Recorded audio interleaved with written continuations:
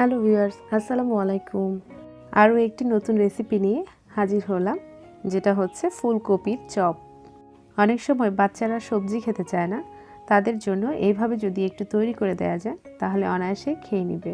খুবই অল্প সময় তৈরি করা যায়, যার কারণে একে ঝটপট রেসিপিও বলা যায়। চলুন দেখে নিই এর প্রস্তুত প্রণালী। আমি এখানে একটা বড় সাইজের ফুলকপি অর্ধেকটা অংশ একদম মিহি কুচি করে নিয়েছি। আপনারা চাইলে এটাকে একটা গ্রেটার দিয়েও গ্রেট করে নিতে পারেন, তাহলে খুব অল্প সময়ে কুচি করা যাবে। একটা হাঁড়িতে সামান্য একটু লবণ দিয়ে ফুলকপির কুচিগুলো আমি একটা চুলায় চড়িয়ে দেব।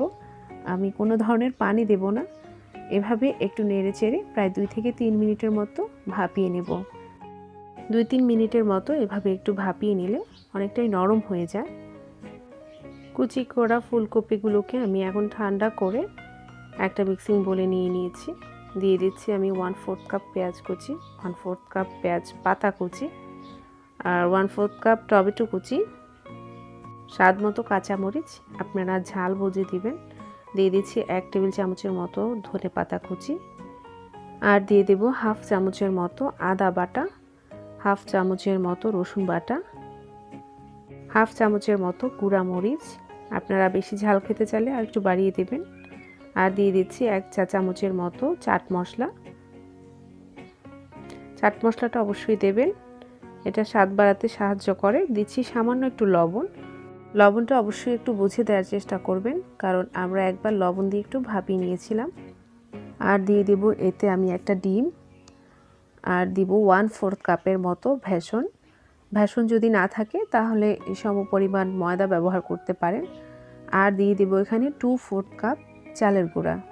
আর যদি চালের গুঁড়া না থাকে তাহলে 1/4 কাপ কর্নফ্লাওয়ার ইউজ করতে পারেন। এবার মেখে নেওয়ার পালা। সবগুলো উপকরণ ভালোভাবে মাখিয়ে নিতে হবে। আলতো হাতে যখন সবগুলো উপকরণ মাখানো হয়ে যাবে, তখন হাতে নিয়ে দেখতে হবে যে একটা চপের মতো শেপ দেওয়া যায় কিনা। যখন চপের শেপটা চলে আসবে তখন আর মাখাবো না, আমি চলে যাব ভাজতে।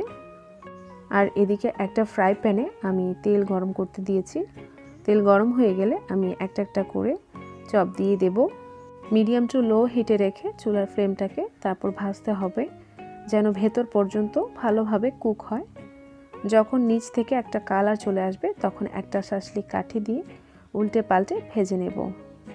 চুলার আগুনের আঁচটা যদি বাড়ানো থাকে তাহলে ভেতর থেকে কাঁচা থেকে যাবে আর উপরে একটা কালার চলে আসবে।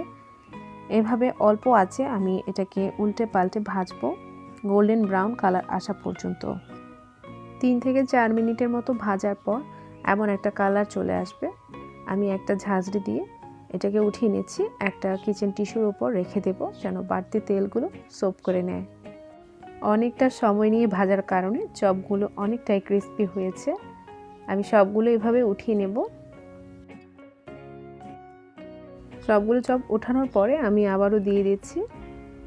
আপনারা চাইলে এই চপের শেপটা আরও একটু অন্যরকমভাবেও দিতে পারেন বা আরও পাতলা করে দিতে পারেন।